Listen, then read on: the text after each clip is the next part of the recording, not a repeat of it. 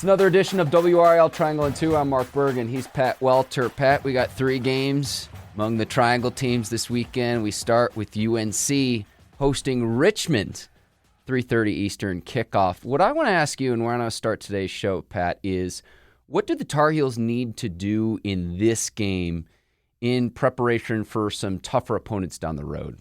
I would say dominate the line of scrimmage, because that's my concern, right? Through 2 games is that TCU, they obviously didn't dominate the line of scrimmage or really much of anything. But when you go to Charlotte, a team that's, near the bottom of the American Athletic Conference, and you can't control the ball, you only win by 17 points.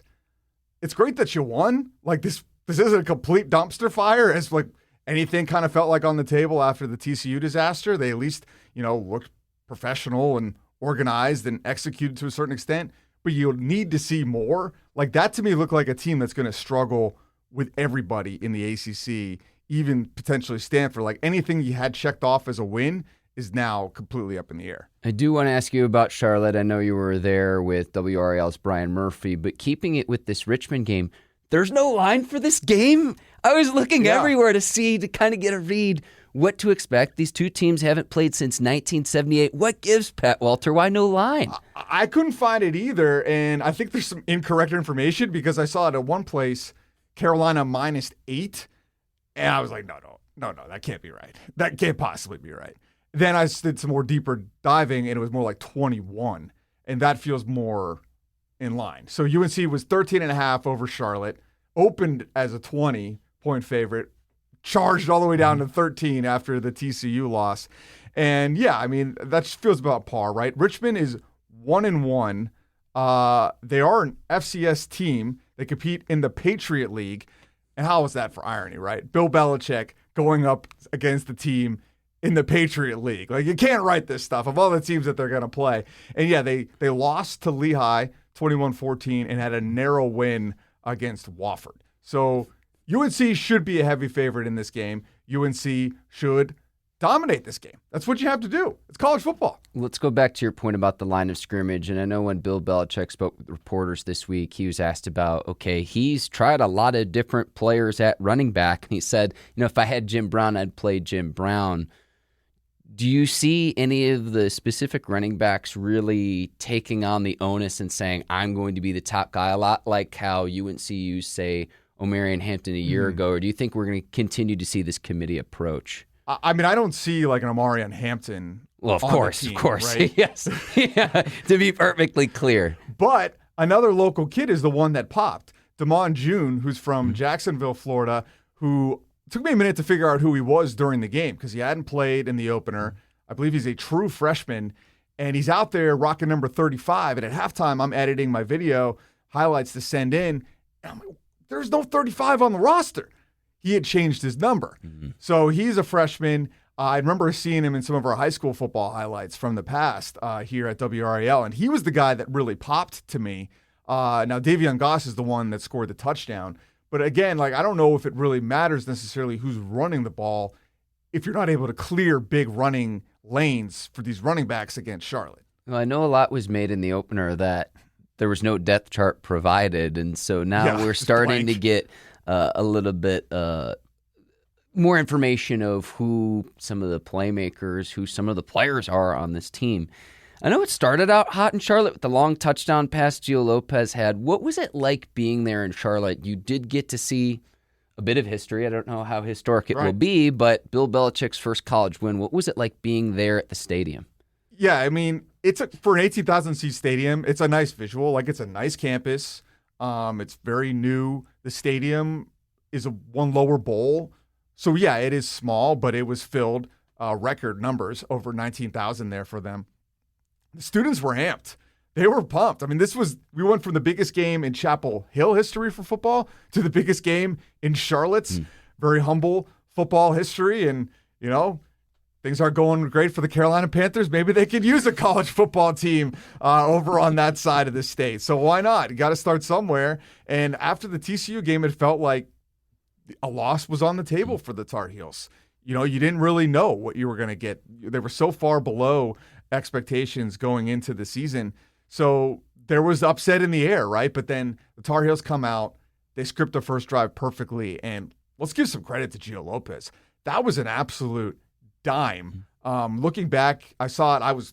I had the great camera shot of it came right into my lens, which is what you dream of as a videographer, getting that ball spinning and then dropping right into Chris Culliver. He spins it on the ground. It was an awesome play. But then just like the opener against TCU, the offense really stalled out from there. I think they only had 3 points in the second half. You think when you're playing a team like Charlotte, okay, it might be close in the first half, but then you're going to pull away in the second. That didn't happen. The upset never really felt on the table either. But, Charlotte missed some field goals. They got to the red zone a lot. They moved the ball. They actually had, I think, a minute longer in time of possession. Charlotte was very much in this game. The fans were dying for that sake of the upset, but Carolina, to their credit, at least always kept them at like a stiff arm reach away. Yeah, we saw how much that line moved in advance of the game, where it was like a 3-touchdown favorite, the Tar Heels were, and then it moved closer to like 2 touchdowns. The Tar Heels defense, though, holding Connor Harrell in check, the former UNC quarterback, the starter for Charlotte. And then we also got to see Grayson Loftus, who used to play at Duke, in that game on Saturday night. But, man, so I was watching, and I had it up on my laptop on Saturday night, and I was struggling to stay awake to watch the game just because in the second half, not much happened. Yeah. I mean, I look at it. You can look at this 2 ways, right? You bring in a coach, you got to give them some runway. You got to give them some time. You bring in 70 new players, an all new staff. It's understandable that maybe you would take a step backwards to take a step forward. We just saw Illinois come into town and saw what can happen when a coach like Brett Bielema is able to build a program. But when you hired Bill Belichick, when you invested this much into the football program, I'm willing to give you some degree of patience, but you're not getting what you paid for. Like, this isn't what you signed up for if you're Carolina and you're the donors.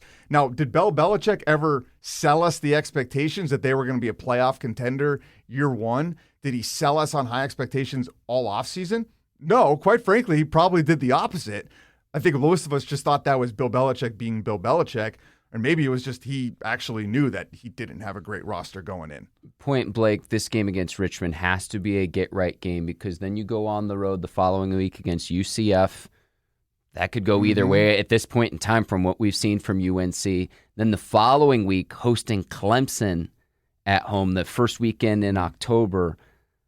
Those games right now are looking really, really tough from what we've seen through 2 games with UNC. You've said this before, though, Pat. What Bill Belichick's teams look like at the start of the year compared to the end of the year often are 2 different things. But early on, it's still, even after that Charlotte game, if you're a Tar Heel fan, you've got to be wanting more at this point in time. It's just that you've got to be wanting more, again, for what not just you're paying Belichick, but the entire staff and that entire investment into the football program. It's just a weird mentality to be in as a fan, I think, watching the team, both and also as a media member covering the team, because this always felt like a short-term fix, right? Like, he's a 73-year-old guy. He's not going to be here forever. Right? Like, this isn't the coach of the future. Is it the coach of the next 5 years? And then you wondered, well, if things were really good, was he just going to bolt to the NFL right away? You never really completely considered what this would be like if he was mediocre or just bad. Because then what do you do? Like, because he's, at least with Mac Brown, the teams were fun to watch. He was friendly with the media, friendly with the donors, friendly with the parents. Obviously, you couldn't stand for things like giving up 70 points to James Madison, of course, or getting embarrassed at Boston College. That just wasn't going to live up to the standard, and it shouldn't, given the amount of talent that they came in. But if this is what you're going to get going forward, just kind of like blah football, like, does Bill Belichick realize, like, I don't know if he realizes that in college football, style points do matter. Margin does matter. Rankings do matter. This isn't just we're playing on an equal playing field of 32 teams. A win is a win. A win isn't a win in college football. How you win matters, and how you beat Charlotte, that just spoke to me about more troubling signs to come down the rest of the schedule. And that's the last point I would make about this with UNC, and it's not to look past this season, but I know then the next point is, well, UNC's got a really talented recruiting class coming in.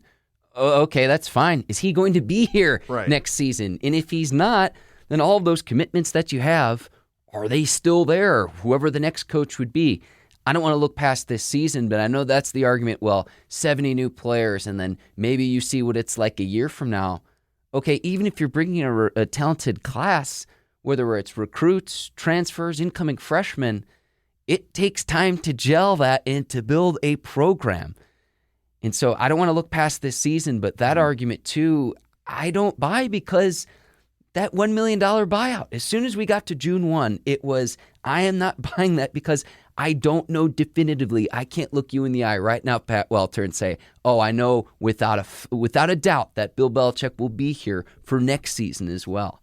And how do you have those conversations with him, if you need to have them, about improving the staff, about how you invest the money in the roster? Because Mike Lombardi, is their GM, had never really been involved in the college game, doesn't necessarily have the best NFL resume. You're paying him a lot of money.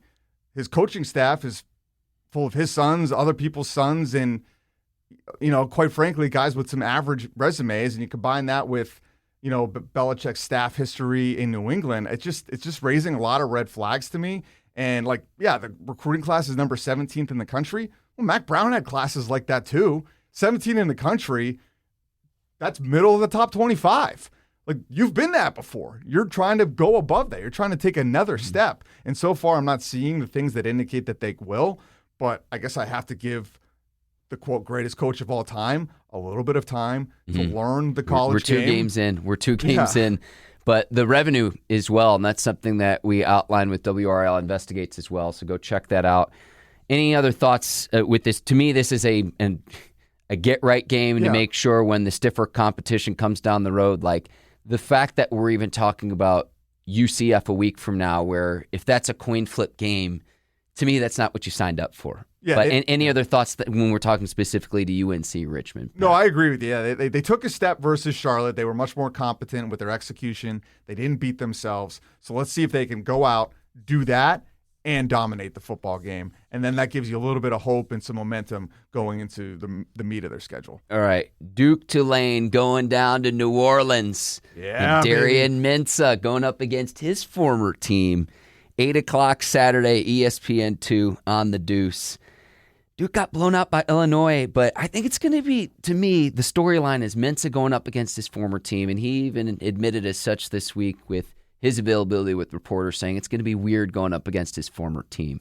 Yeah, I mean, that's a great storyline. It's awesome that we had that just by coincidence on the schedule to get this guy in here. And I think we're going to see a much better Duke team. Manny Diaz almost foreshadowed what happened at Illinois. He said that he felt like they were ready for the moment, knew it was a big opportunity, but wanted to see his team play to their character. And it's every coach's nightmare, every fan's nightmare when your team goes out and beats themselves as badly as Duke did. 5 turnovers in that game, many of them in costly areas of the field. Multiple fumbles from Mensah and an interception. Just as Diaz said after that game, we were the architects of our own demise. So they go on the road here at Tulane, and if you lose, they missed a big opportunity there. But if Duke wants to live up to their expectations in their season, they have to win this game. They have to win this game. And they're a 1-point favorite on the road. See, these lines are crazy because the line that I have when I checked in my notes, Pat, has Tulane favored in this game. By what, 2.5? 2.5. I think that was the open, and then it had moved. But it might, when it's that close to zero, a little bit of money can sway it either way, which speaks to people don't necessarily know what to think. When you had, And Tulane's 2-0 going into this game, too. Tulane's 2-0, and Duke just was kind of like a sharp team against Illinois, right? They were 2.5-point dog. I know my buddy texted me that morning. He's like, what's up with this? Number 11 Illinois is only a 2.5-point favorite at Duke. And I'm like, well, dude, Duke's really good, I think. They have a great transfer quarterback in Darian Mensah. Yeah, and Illinois, I'm not sure how good they are. Well, Illinois came in, and to their credit, they benefited off 5 turnovers, but they cashed every time in the red zone. Luke Altmaier looked like an NFL backup quarterback to me at a minimum. So, I think people are a little bit shook on their expectations of what Duke is after that 45-19 score. that goes back to my point about the continuity and bringing in teams, though, because Altmaier, he's a 3-year starter, same coach, same coordinators for both offense and defense. The last 3 years, Illinois is the only Power 4 school that can say that. Wow. Same quarterback, coach, and both coordinators. So it's like, to me, I wasn't all that surprised. That game against Illinois shows the importance of hanging on to the football and winning the takeaway battle. So to me, if you're Duke, just almost just throw out the tape, because it's like the lesson that you learn is the importance of ball security and the importance of being able to possess the football from an offensive standpoint. Totally. I don't know if there's any other huge takeaway that you have in that game if you're a fan of the Blue Devils. Well, I love Diaz today was talking about how do they prepare for it? Well, okay, we're going to start practicing taking punts in the sun. You know what I mean? To avoid the muff punt that they had early in the game. And he explained the Mensah fumbles. He said, well, you know what? You can't hit the quarterback in fall camp. So Mensah wasn't fully warmed up to the idea of taking hits like that in the open field. And you see it all. We just saw it with Bryce Young over the weekend. You see it all the time with quarterbacks in the open field. They just, by their nature, don't have good ball security. So it's always a little scary when they're out in the open field running. And, you know, a Big Ten team, tough defense, Bielema, like they're gonna ball hunt those kind of turnovers. That's what great teams do. I mean, that's what Duke did last year. I didn't think they were able to win so many close games. They first forced turnovers. This year, they're -6 in their turnover margin, 0 takeaways. That's an alarming stat through 2 games, and one they need to hopefully have some positive regression on.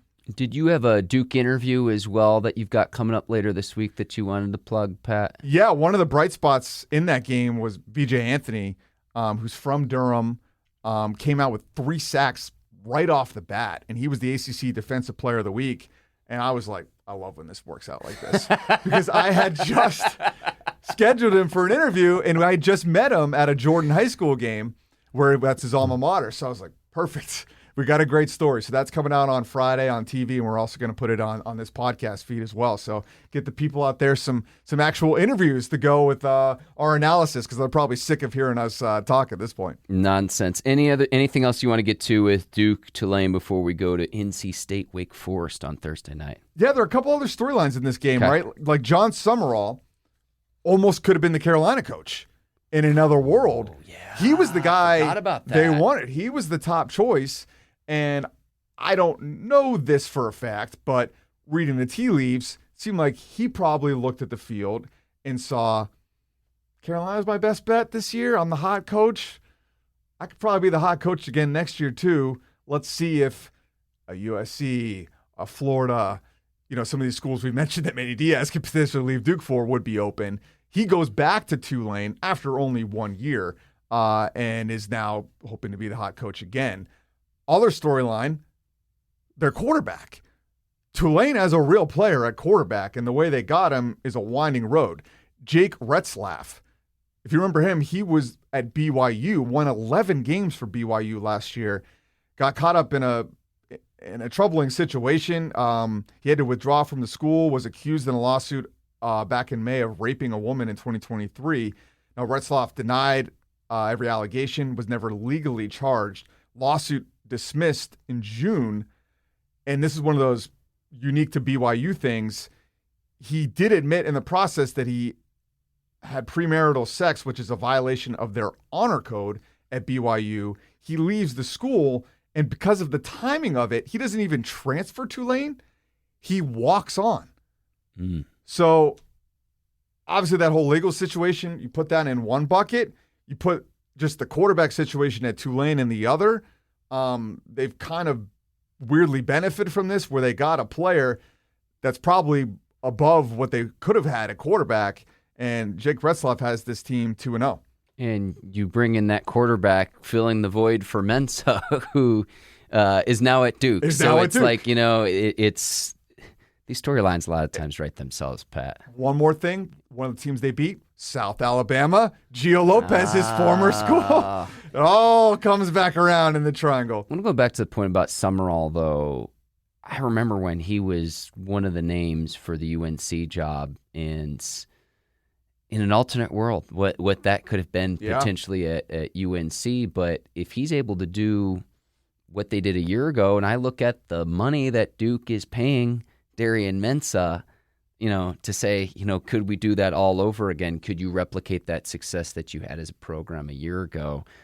You get BYU's former quarterback too, and look, they're off to a 2-0 start, and the odds makers don't know which of the two teams should be favored in this game. It's a Big Ten team, not a good one, but Power 4 team, Pat. Yeah, it's a tough place to go. New Orleans, a lot of voodoo down there, a lot of good food.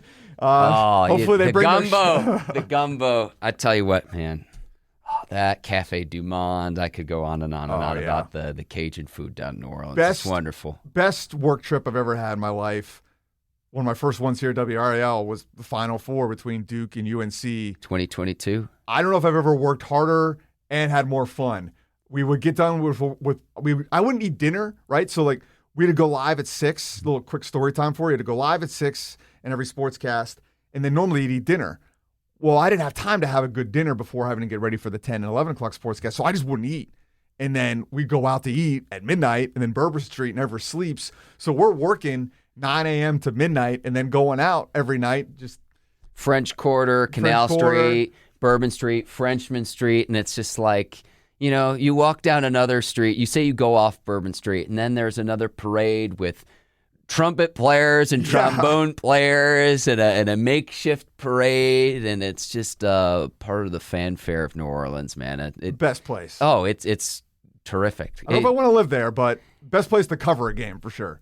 To visit. You go there for a few days, and then afterwards it's like, I need to go home and replenish and rest. And it's just, it's a good time. Thursday night, we've got NC State hitting the road. Primetime matchup against Wake Forest, the Wolfpack favored by 7. Pat, it's a bit of, you get the exposure of the national TV game. You've got a shortened week, less time to prepare. Players have less time to recover from the previous week's game. But the Wolfpack are going to try to get some redemption against a Wake Forest team that they lost to a year ago. Yeah, and that was kind of the beginning of the end for them in a lot of ways, right? They lose 34-30. That's the Grayson McCall game where he gets his second apparent head injury. Obviously, that one was nothing apparent about it. It was clear and obvious and terrifying. And they end up, you get introduced to CJ Bailey. He plays well, but they give up a 30-20 fourth quarter lead. And that's just kind of the story for the season for the Wolfpack, where they just couldn't really seem to execute. Defense struggled all year.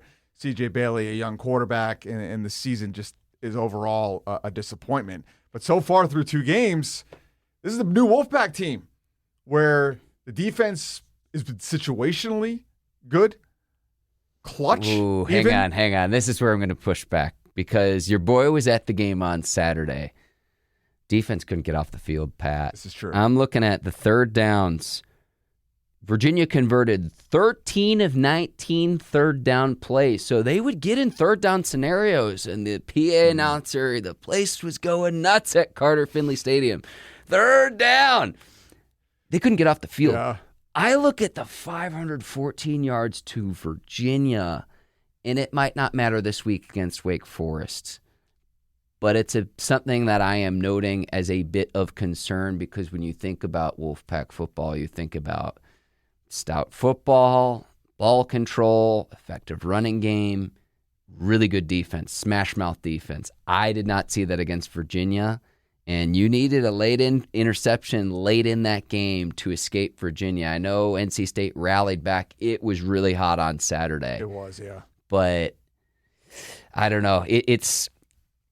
I would expect them to beat Wake Forest. You're a 7-point favorite. I really like what I've seen thus far from CJ Bailey this year in his sophomore year. Hollywood Smothers, I don't have enough good things to say because he consistently makes the first defender miss, whether it's on a running play, getting into the second and third level of the defense, or if he's catching the ball out of the backfield. They have a really nice tandem there. But defensively, I got to see NC State really shore up, and that starts Thursday night against Wake Forest. It's a tale of two halves kind of game, right? Everything you said about the first half, 1,000%. Second half, they only gave up 7 points, 0 in the fourth quarter. So to my point about situationally good, when it counts good, at the end versus ECU, they make a fourth down stop. They make clutch interception, Kean Sloan, which, what a play. You were correct about the defense on the whole, but they nailed it with this guy. Utah State transfer. He was one of the players we mentioned in our preseason pod and the players that we were drafting, Pat. One of the players to watch in the triangle this year. I didn't know how to say his name then. Yes. I've learned now. I'm forgetting. It's Kean Sloan, right? It's Kean Sloan. It's a different spelling. But yeah, he makes that play, and that's exactly the look that Virginia wanted. You get a pass rusher in one-on-one coverage on the outside.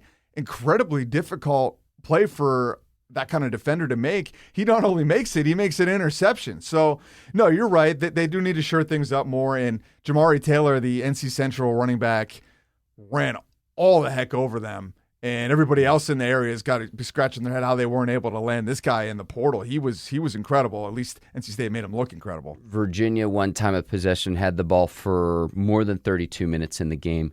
I got to give Dave Dorn credit because he did something in that Virginia game that is kind of unlike how he typically coaches. Late in the fourth quarter on a fourth down conversion, bringing in the backup quarterback in a Wildcat package and picking up the yardage that you need in a short yardage situation on fourth down to milk more clock. That was a huge play in the game, and that's something where you keep your offense on the field, your defense off it, and you milk more clock when that was as big an opponent as, Virginia trying to go back down and get the game-winning score. I got to give Dave Dorn credit of not just having the fortitude to make the call and to be aggressive, but also to execute and to get the personnel and the play call of exactly what you needed to be able to convert there. I thought that was a huge play in Saturday's game. And if you're a Wolfpack fan, you're thinking, oh my gosh, he's changed, right? He's a new Dave Doran. But then hearing him rationalize it out, I'm thinking, he hasn't changed at all. That was actually a very Dave Doran decision in a weird way. His rationale on it was, A, their punt returner had been killing them. One of the best punt returners in the ACC, mind you, but yes. So there was A, that. There was B, they thought that even if they didn't get it and Virginia scored, they could get the ball back and then they could still score. Not everybody, coach, plays that way. So it was interesting just to hear him rationalize it out a little bit. But yeah, a great call. And they don't seem like your typical Dave Doran team, right? The offense is as exciting as I've ever seen it, at least in that Virginia game. It kind of turtled in the ECU one. But yeah, you talked about Hollywood Smothers. CJ Bailey is getting better before our eyes every week. I've heard people compare him to Lamar Jackson before, like some of these other coaches. I'm like, where are you getting that? Just because he has kind of skinny legs? And he's mobile. I don't get that. He's not Lamar Jackson. In some ways, he's a little bit. He likes to play from the pocket. But either way, he showed off some great mobility in that game, running for 2 scores. Yeah, 3 touchdowns. Hollywood had 2. Hollywood and Raleighwood, man, just love it. Print the shirts already, Pat Welter. I really like. I think he runs really, really hard out of the backfield. Something that I think that NC State will continue to need. Now they got to stop this Wake Forest offense. Dave Clawson is no longer the coach. So you don't have the slow mesh reads where you got the RPO, which you saw with Dave Clawson. Now, is it Jake Dicker, the new coach at Wake Forest, to where Robbie Ashford is your quarterback. Who's Robbie Ashford? Played for South Carolina a year ago, backing up Lenora Sellers, and then played at Auburn the 2 years before that. So someone who has big-time college football experience.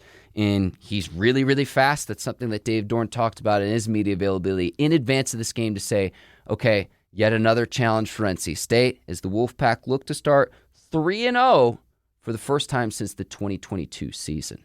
Yeah, and it's another great running back, Damon Claiborne, who ran all over them last year in that Wake Forest win. Suffered a rib injury week 1 this year, but bounced back with 3 touchdowns versus Western Carolina, scored 3 touchdowns versus NC State last year. So you talk about those defensive concerns. That's going to be here this week. Like, this is your chance to right the ship. You get a short week. It's always got to be scary as a Wolfpack fan if you're riding high, going into a game like this on a short week against a rival on the road. You're just waiting for that other shoe to drop. I'm here. Defensively, you've got to get off the field on 3rd down. DJ Elliott, I know you're watching. It is okay. You can send a blitz. You're allowed to blitz. Some pressure would be nice. Hasn't been a lot of that this year. I saw it, and it would be third down, and Chandler Morris, the Virginia quarterback, was just carving up this defense, and it was like, is this even third down? And he would consistently get his team across the sticks. The bit of concern I have is when it comes to NC State's pass rush, if you're not getting there with 4, you've got to be able to mix it up every now and then, and to be aggressive and to manipulate the offense to where the quarterback can't just sit back in a pocket and carve you up and dice you up, because a veteran quarterback is consistently going to do that, at least from what I saw if Saturday was any indication. Can that get improved upon? Mm-hmm. We'll see Thursday night. In this game, you start to look at the season on the whole, looking at their remaining schedule. You talk about UNC looking at their remaining schedule and being like, I don't know if any of these are wins.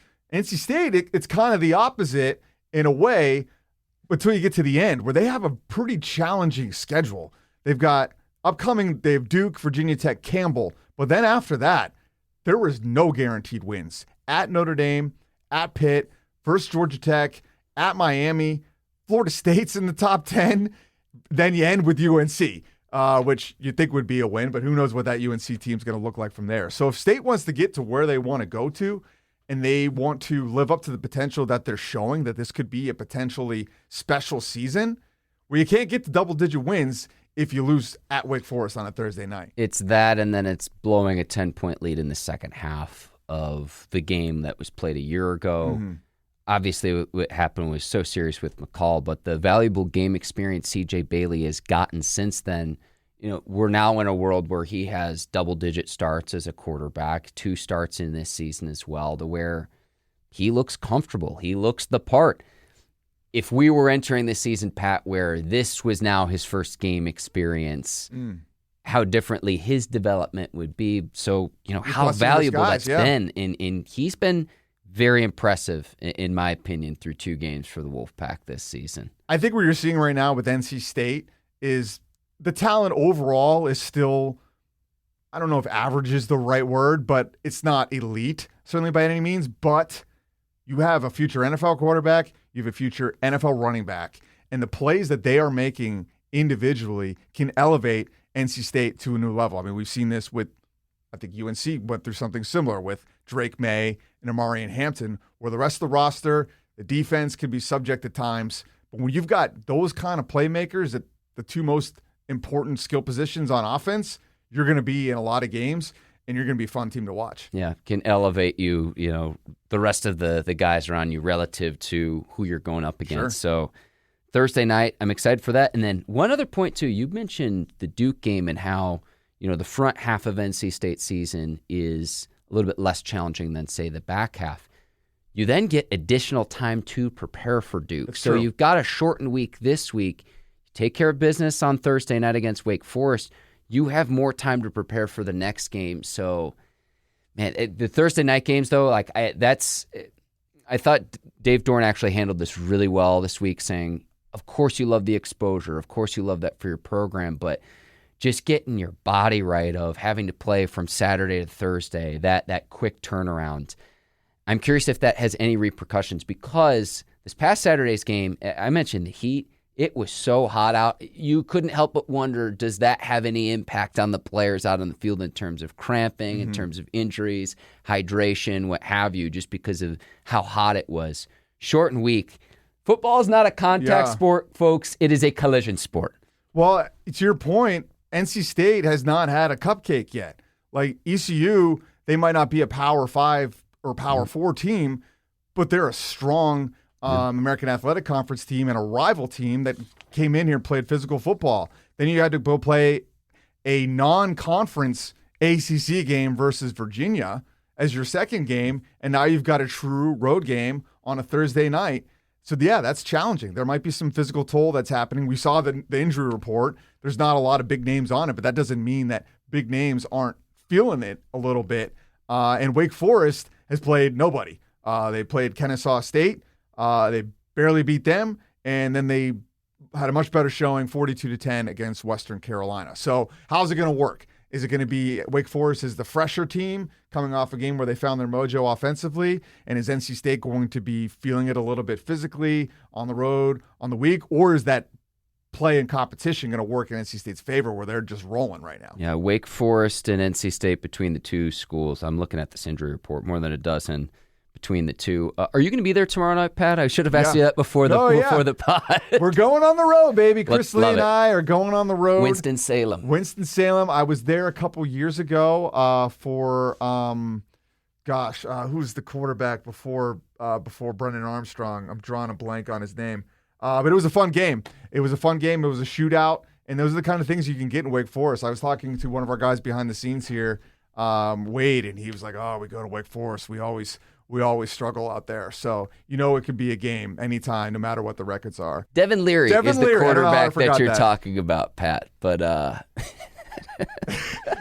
these things, you don't have them on your sheet. It's hard to recall sometimes. I'm getting old. I've got 3 kids.